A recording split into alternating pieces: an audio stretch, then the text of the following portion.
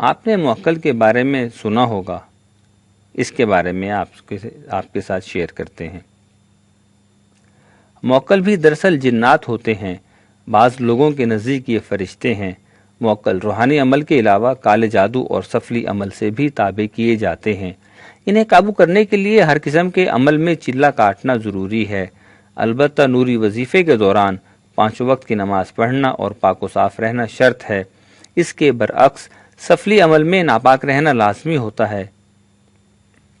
سید اعجاز شاہ جو خود بھی موکل کو تابع کرنے کے لیے روحانی چلہ کاٹ چکے ہیں، ان کا کہنا تھا پاک اور صاف رہنے اور 5 وقتہ نماز کے علاوہ نوری چلہ کرنے والے کا دوران عمل کسی نجس کے ساتھ اٹھنا بیٹھنا بھی ممنوع ہوتا ہے۔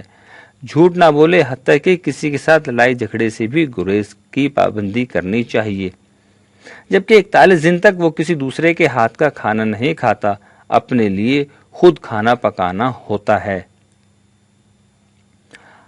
اعجاز شاہ نے مزید بتایا کہ اپنے استاد کی جانب سے موکل کو تابع کرنے کی اجازت کے بعد میں 41 دن کے چلے میں روز 1100 مرتبہ کل شریف پڑھتا تھا۔ چلہ مکمل ہونے پر نیاز کرائی جو بچوں میں تقسیم کرا دی۔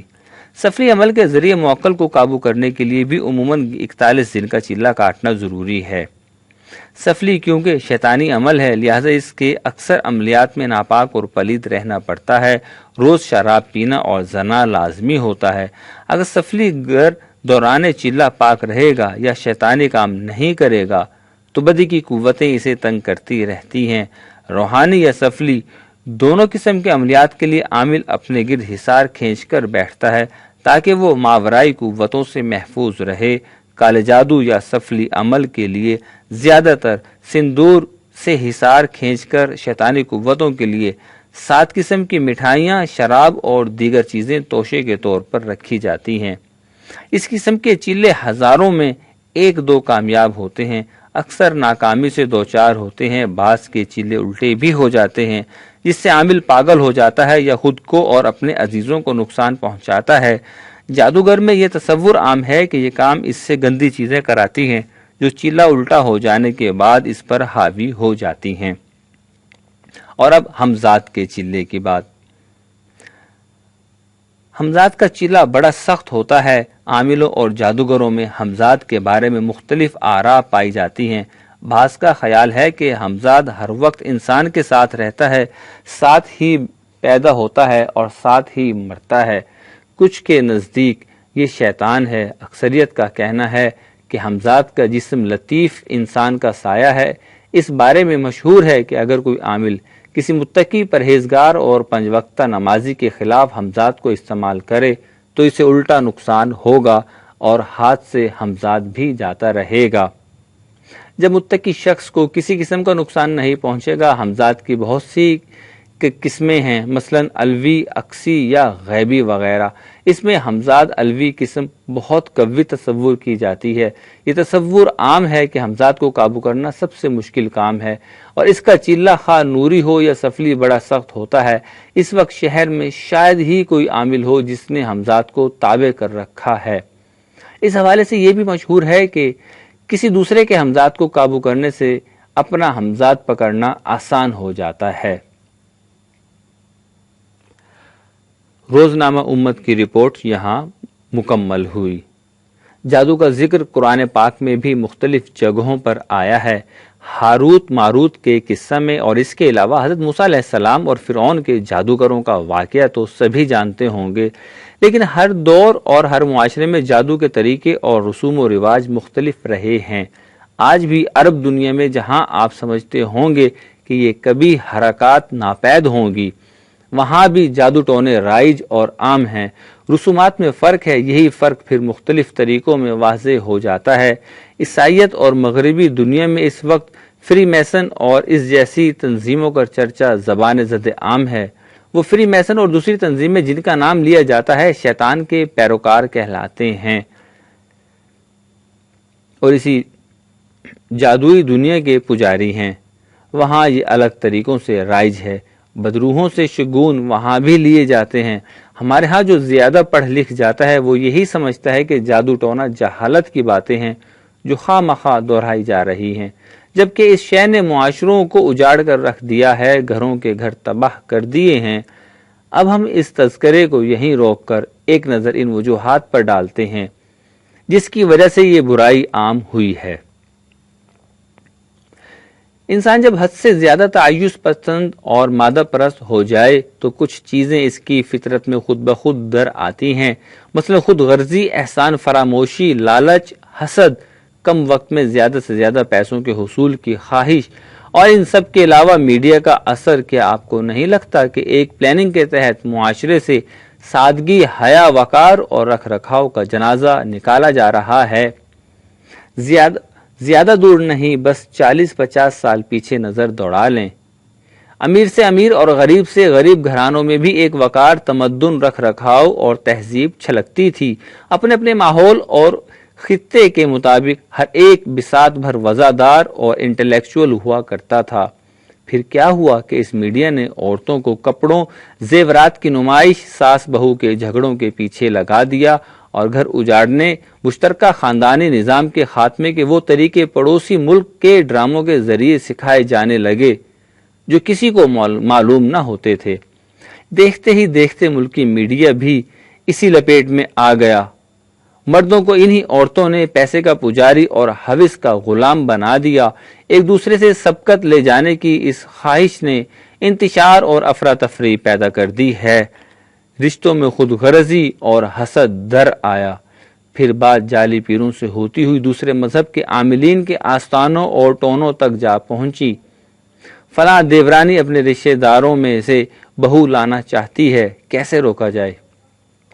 وہ جیٹھ زیادہ کما رہا ہے، میرا میاں کیوں نہیں؟ تعویذ لاؤ کہ اس کا کاروبار تو ٹھپ ہو۔ خامخواہ زیورات سے لدی رہتی ہے، ہر روز نیا سوٹ۔ فلاں ہمسائے کا شوہر اس محکمے میں اعلیٰ افسر کیوں ہے؟ اس کزن کے بچے اتنا اچھا کیوں پڑھ لکھ گئے؟ کہاں سے آئیں یہ غلاظتیں؟ اتنی نفرت و خاندانی نجابت کہاں گئی؟ کہاں پر کرپشن اور غیر ذمہ داری کا رونا رویا جائے؟ حرام کا پیسہ حرام میں ہی جاتا ہے، سو جادو تعویذات پر خرچ ہونے لگا ہے۔ معاشرے خود بخود ایسی چیزوں کو جگہیں دینے لگتے ہیں۔ یہی ہمارے ہاں بھی ہوا ہے، غیر محسوس طریقے سے۔ میں نے اعلیٰ خاندانی رئیسوں، سیاسی خانوادوں کی بیگمات اور گھر کی خواتین کو ان جادوگروں اور ٹونے کرنے والوں سے تعلقات نبھاتے سنا اور پڑھا ہے۔ ایسی آکسفورڈ اور کیمبرج کی پڑھائی کا کیا فائدہ جو آپ کو دین دے سکے نہ دنیا، اور نہ ہی آپ کو اس جادو اور سفلی علم جیسی جہالت سے چھٹکارا دلا سکے۔ رونا رویا جاتا ہے مذہب بیزاری کا، اور یہاں ایسے مذہبی ٹھیکیدار بھی موجود ہیں جو کم وقت میں زیادہ شہرت حاصل کرنے کے لیے خود چل کر جادو اور کالا علم سیکھنے جاتے ہیں۔ اللہ ہی اس معاشرے کی حالت سدھارے۔ تو جادو ٹونے سے کیسے بچا جائے؟ اب آئیں اس طرف کہ اگر آپ کبھی اس موذی کا شکار ہو جائیں تو کیا کیا جائے؟ کس کے پاس جایا جائے؟ قرآن و سنت میں اس کا کیا حل ہے اور مذہب اس بارے میں کیا کہتا ہے؟ بعض اوقات کہہ دیا جاتا ہے کہ کالے کو کالا کاٹتا ہے، جبکہ یہ سراسر غلط اور جہالت پر مبنی بات ہے۔ یاد رکھنے کی بات یہ بھی ہے کہ جس طرح ہمارے ہاں جمعہ کو مبارک اور سعید دن مانا جاتا ہے یا جمعہ دنوں کا سردار کہا گیا ہے، ایسے ہی ہندوستانی تہذیب اور ہندو مذہب میں منگلوار اور شنیوار کو خصوصیت حاصل ہے۔ جادوگروں اور سفلی علوم کے ماہرین کے لیے پیر اور منگل کی درمیانی شب، یعنی جب اگلے روز منگل ہوتا ہے، اور اسی طرح جمعہ اور ہفتے کی درمیانی شب بہت ہی شبھ گھڑیاں مانی جاتی ہیں۔ جو لوگ کسی جادو ٹونے کا شکار رہے ہیں وہ جانتے ہوں گے، اور اگر نہیں جانتے تو بے شک اب مشاہدہ کر لیں کہ آپ پر سفلی اور کالے جادو کے حملے انہی 2 راتوں میں زیادہ ہوتے ہیں یا پھر اماؤس کی راتوں میں۔ اللہ تعالیٰ نے کوئی شے بے سبب نہیں بنائی، تو ظاہر ہے مذہب اور مذہبی احکامات بھی بے وجہ نہیں ہیں۔ مخلوق خدا کو لوٹنے والے تو آج کل بہت ملیں گے، لیکن فیض پہنچانے والا کوئی خال ہی ملتا ہے۔ فی زمانہ اہل اللہ کا ملنا سخت مشکل ہے، اور جو حقیقی اللہ والے ہوتے ہیں وہ اپنے منہ سے اس کا اقرار کبھی نہیں کریں گے۔ دوسری طرف درگاہ کے سجادہ نشینوں، متولیوں سمیت بیعت لینے والوں کے پیروکار اپنی اپنی جگہ پر ایک اپنے مرشد اور اپنے حلقے کے پیر کا دم بھرتے نظر آئیں گے۔ عام لوگ بالکل ہی کنفیوز ہو جاتے ہیں کہ اب کیا کیا جائے۔ مولوی حضرات ویسے بھی تعویذات کے خلاف ہوتے ہیں، کہاں جایا جائے، کیا کیا جائے؟ سب سے پہلے تو یاد رکھیں کہ برائی کتنی ہی طاقتور ہو، اچھائی کے سامنے ٹک نہیں سکتی۔ گھپ اندھیرے میں چمکتا جگنو اس بات کی مثال ہے کہ اس نے اندھیرے کا جگر چیر دیا ہے۔ بالکل ایسے ہی کالا اور سفلی جادو کتنا ہی طاقتور کیوں نہ ہو، قرآن پر حاوی نہیں ہو سکتا۔ اس بات کو اپنے دل و دماغ میں پیوست کر لیں، اچھی طرح بٹھا لیں۔ آپ کا اپنے رب پر حقیقی بھروسہ ہی آپ کی اس برائی کے خلاف جیت ہے۔ ہر وقت باوضو رہیں۔ 50% ویسے ہی قدرتی حصار میں آ جاتا ہے جو شخص بھی باوضو ہوتا ہے۔ صفائی نصف ایمان ہے، اسی لیے ہے کہ یہ آپ کو ہر برائی سے بچا لیتی ہے۔ اپنے دل و دماغ اور اپنی روح کو کثافتوں سے ہر ممکن پاک صاف رکھیں۔ لیکن پھر بھی انسان ہیں، بے بس اور لاچار ہو جائیں تو ہر وقت استغفر اللہ ربی واتوب الیہ پڑھ کر اللہ قریب رہنے کی کوشش کریں۔